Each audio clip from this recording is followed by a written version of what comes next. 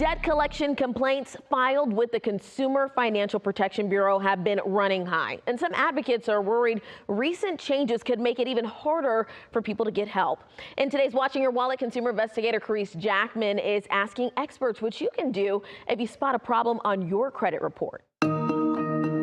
Debt collection complaints can be a real-time window into what consumers say they're experiencing. And a new analysis by the Kaplan Group, based on Consumer Financial Protection Bureau complaint data, suggests a large share of those complaints is concentrated in a handful of states. Dean Kaplan, president of the Kaplan Group Incorporated, a commercial collection agency, says he's watching what's happening at the CFPB, especially around how consumers submit complaints. The whole idea for this complaint system was try to resolve the problem first with whoever you have the issue with.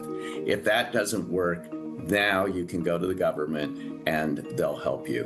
What's happening now is it's kind of getting harder to actually go to the government and get help with these changes. Consumer advocacy groups have also raised concerns about changes they say could add more steps before some people can file certain complaints with the CFPB. That debate, Kaplan says, is happening as debt collection complaint volume has been elevated in recent years. The Kaplan Group says it analyzed more than 630,000 debt collection complaints filed from 2021 through early 2026, with a peak month in September 2025. The number of complaints tripled to 5x over the last couple of years.